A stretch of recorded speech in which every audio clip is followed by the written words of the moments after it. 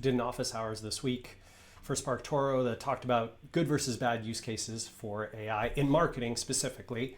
And this section was particularly appreciated by folks who attended. And so I thought I'd share it with you.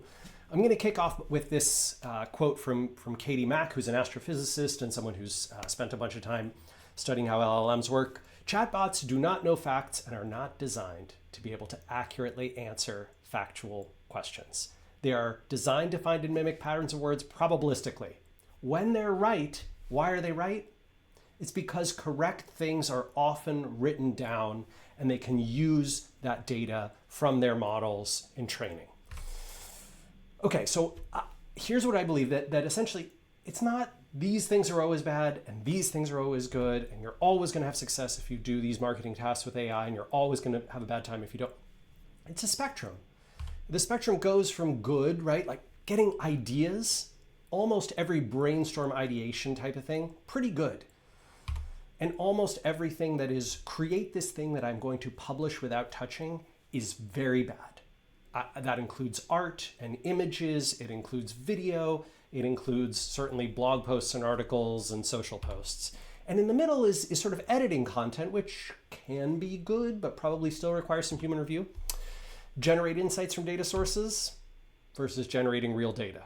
Insights, it's pretty good at presenting those, although again, requires a human review. Same with data analysis, but generating data, no, tends to be quite bad at this. Analyzing other data is where it shines.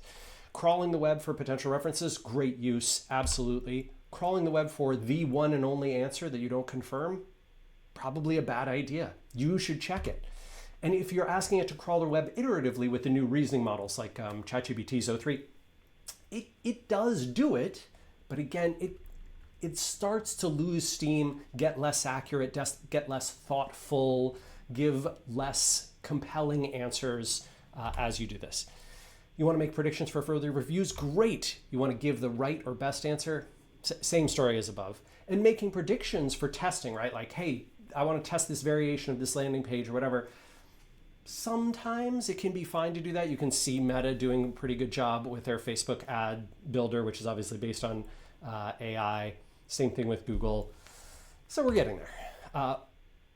I think, generally speaking, when it comes to things that are where you're asking AI to conform to existing standards, give you fast ideas, stereotype for you. Stereotype, I know it's generally conceived as a bad word, but it can be good. If you are looking for the stereotypical, objections that these people might have to this particular product or problem, it's great. Answers based on existing human knowledge, words, tasks, and numbers that come after other words, tasks, and numbers on the internet. But if you wanted to do novel things, give you high quality ideas, illuminate the diversity, again, I don't mean diversity in terms of like ethnic diversity of people, I mean diversity of answers, statistical diversity, like, oh, well, 10% of the time this is true, 4% of the time this is true, 7% of the time that's true. AI is not good at that. Illuminating questions that require new research, right? Like if you need it to answer, hey, I'm having this problem, and to solve that problem, you really have to go get the answer by doing new research, running a survey, a study, analyzing a data set.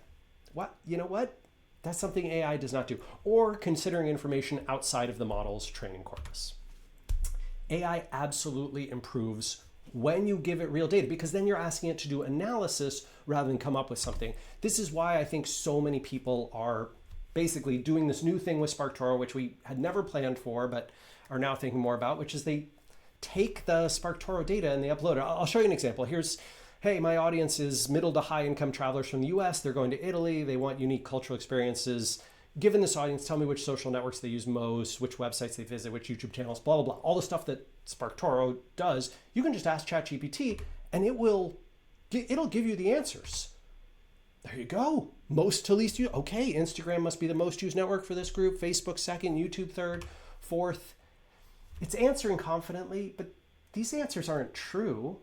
They're just words that frequently come after other words on the internet, right? It's not tokens in this case, tokens that come after other tokens. Likely websites. Why does this look so good? When you look at this list, I think people realize that it's probably wrong and not correct. But this list looks really good. Why does it look so good?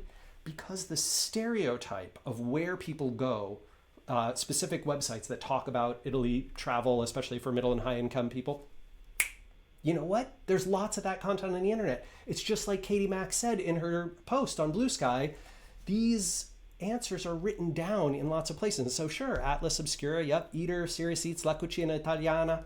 These are places I go. YouTube channel subscription, well, this starts to get sketchier. There's some gaps there.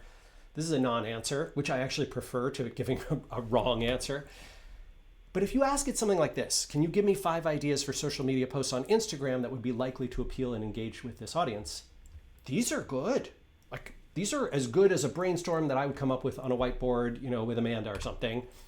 I think this is where AI shines. Give me a bunch of ideation. I'll pick some of the best ones. I'll probably ideate off of those.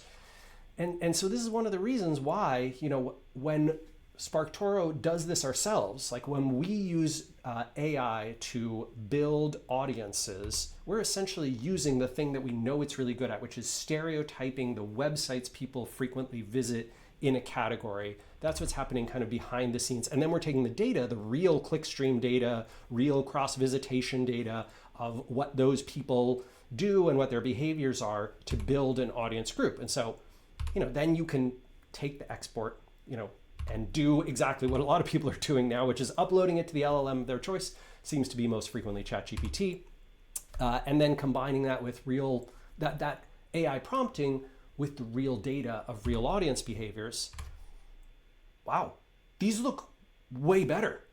These look even better. And you know what it is? It's not that they're like that much superior in terms of the creativity. Like, I personally like them better. Who knows if they would actually work better?